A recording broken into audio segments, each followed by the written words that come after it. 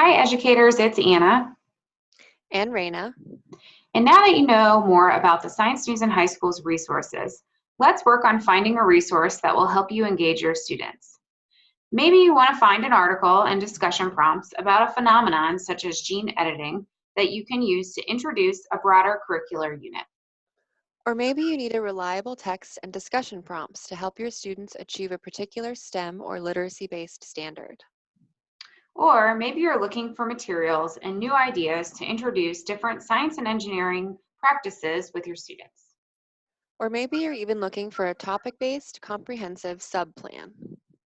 No matter what you're looking for, the Science News in High School's resources will help you better engage your students in their STEM learning, and will likely even help you stay more engaged and informed about the topics you're teaching.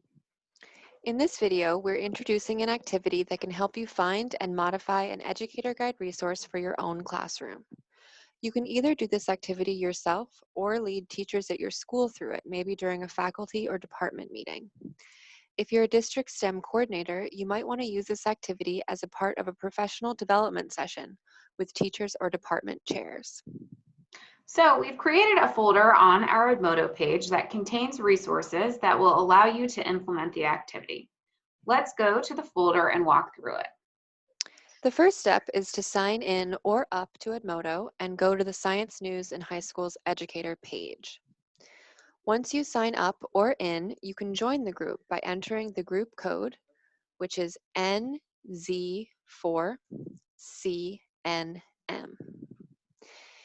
Next, once you've joined the group, you'll notice that there is a conversation stream where posts are displayed in the middle.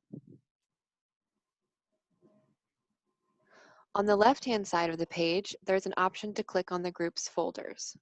Go ahead and click there, and then select the folder Find an Inspirational SNHS Resource for Your Classroom. In this folder, you'll find a Word document, a previous Edmodo post that links to a webinar about the resources, and a PowerPoint presentation. We'll now talk through the specifics of what this activity will allow you and or your teachers to do. If you or other teachers are unfamiliar with the program, take about 10 minutes to review the program resources. You can do this by either playing our welcome webinar or talking through slides 1 through 11 of the PowerPoint with your teachers. These slides are actually a part of the program webinar. Once you get to slide 12, you'll see an overview of the workshop section that you can do with your teachers. You can use the rest of these slides and hand out copies of the Digital Scavenger Hunt Word document to your audience. Let's briefly run through the rest of the workshop. You'll first want to help everyone find and log in to the right website pages. In about 5 minutes, show them how to sign up and engage in the Science News in High School's Educators Edmodo group, just as we've already discussed.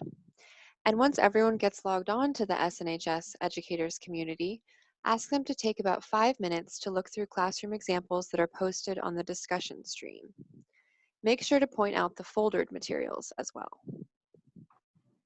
In the next 15 minutes, help educators get logged onto the SNHS Educator resource pages and let them explore and learn to navigate the digital archive using the Digital Scavenger Hunt, the Word document that we looked at before. Once educators are finished with the Digital Scavenger Hunt, have them spend about 10 minutes finding a relevant educator guide resource for their own classroom.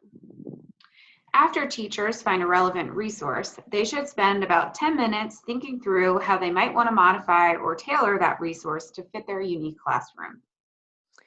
Before educators leave, ask them to post their idea to the Edmodo page as an exit ticket. The total time suggested for this activity is about an hour, but teachers could easily spend up to an hour and a half or even longer navigating the resources. And a quick note, you may have noticed that there is a link to an online feedback form within the Word document and the PowerPoint. We'd love to hear your thoughts about your experience navigating the resources. If you need help connecting the programmatic resources to your district standards or want additional ideas about how to use the resources as a part of professional development, We can help and can also connect you to educators and coordinators who have successfully shared the resources in professional development sessions. So just let us know how we can help.